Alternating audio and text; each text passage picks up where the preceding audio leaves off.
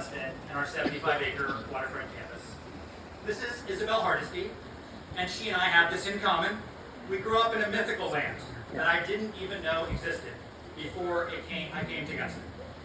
That magical kingdom is called the Western Shore.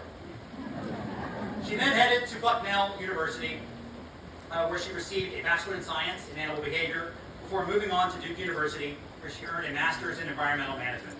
Since 2011, she has worked for Shore Rivers. She started, that's the single largest environmental nonprofit working to maintain the health of our region's waterways. She began as the policy director, advanced to become the Chester Riverkeeper, and was ultimately named executive director in 2021. And the organization is growing and thriving under her leadership. I first met Isabel about a decade ago when she helped Gunston to secure a several $100,000 grant to dramatically improve the stormwater management of our campus and to improve the geography of the hill balance the water. She has been deeply involved with Gunston ever since, ultimately serving on our board of trustees, where her voice and her impact was profound. Her board service ended this past year, but as it turns out, her connection to Gunston has only begun. Her husband, Mike, is our new director of facilities, and we are hoping that her 3 delightful, redheaded elementary school children will someday join us on our campus. She's a dedicated, inspiring, and thoughtful leader in our community, so please welcome Isabel Hardesty.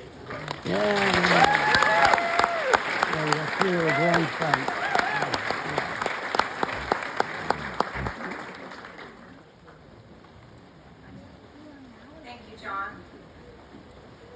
Can everyone hear me okay?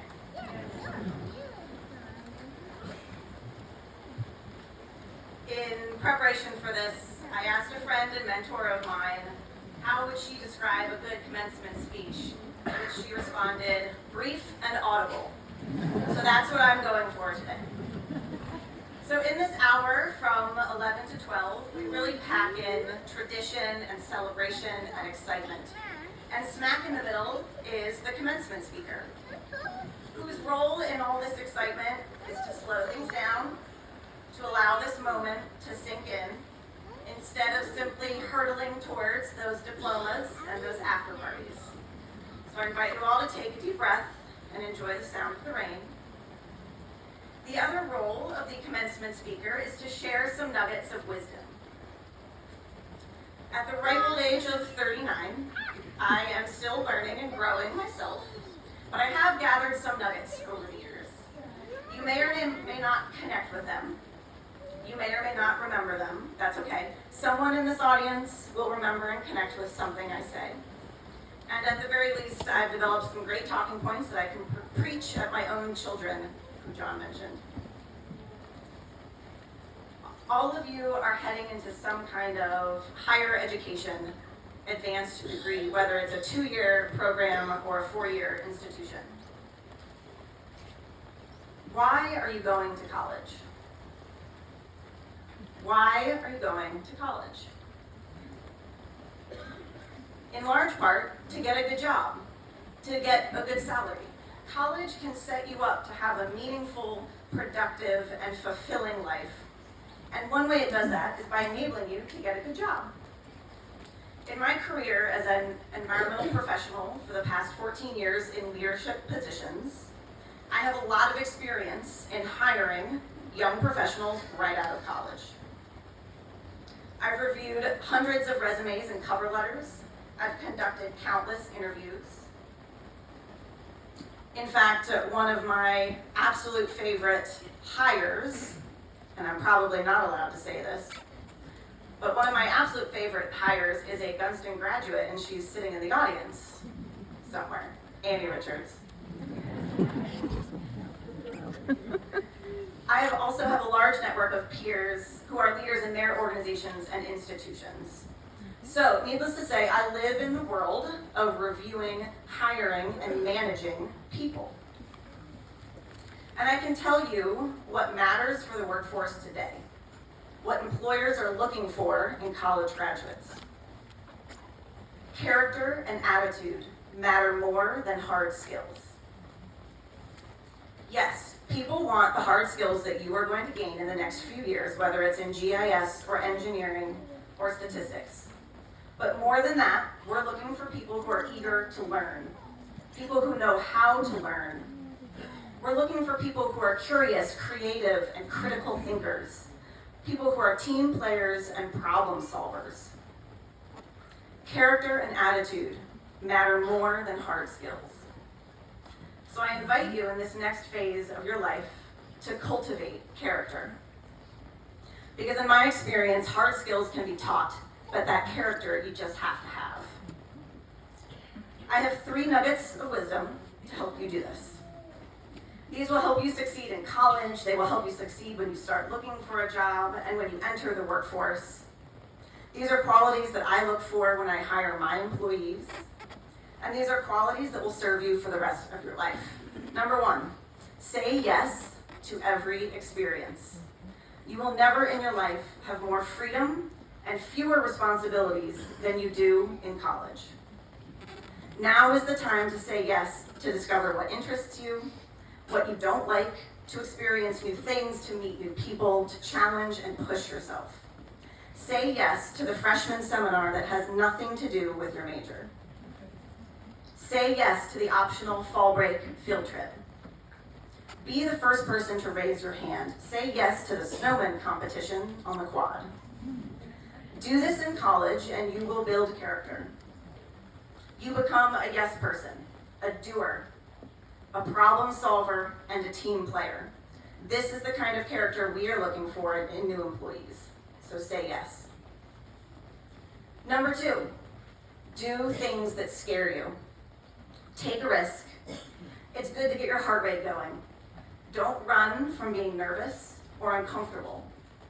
Learn to sit with these feelings and function through them. You are going to have to do this for the rest of your life, so you might as well embrace it now and get good at it. When I was graduating from my master's program in 2011, everyone had to present their final culminating project in front of the whole class. And I was insanely nervous. My stomach was in knots, my body was sweaty and tingly, it felt like an out-of-body experience, and it was terrible. I hated feeling out of control of my own body, and I never wanted to feel that way again in front of a crowd. So right after that, when I started working at Shore Rivers, I said yes to every opportunity that came my way to speak in front of a crowd, whether it was a high school class, the Rotary Club, or a homeowners association. I did it even though it was scary. 14 years later, do I still get nervous? Yes, of course, but nowhere near like I did before. Now, I can take the mic at any event, anywhere, anytime, and address any crowd, and it's a superpower I'm really proud of. And it's a very valuable skill in the job market. But I would not have learned it unless I had embraced doing something scary. Nervousness is good energy. Learn how to cultivate it and succeed. Pushing through it gives you confidence in your own strength and ability. It makes you more likely to be innovative, to think outside the box, to be driven. This is the kind of character we are looking for in new employees. So do the things that scare you. And number 3, spend as much time as you can outside and move your body. This might seem less directly related to character, but I promise this will serve you for life. It's good for your mind, your body, and your soul, which makes you a better person. Doctors are prescribing ecotherapy, time outside in nature, for anyone with anxiety or depression, and this is instead of traditional medication. Research shows that looking at the flat horizon of the ocean and hearing ocean sounds measurably impacts your physical well-being and your mood. Tree bathing, walking in the woods, exposes your body to chemicals released by trees that measurably lower cortisol levels, the stress hormone, reduce blood pressure, and boost immune cell activity. Spending time outside in nature literally makes you physiologically and emotionally healthier.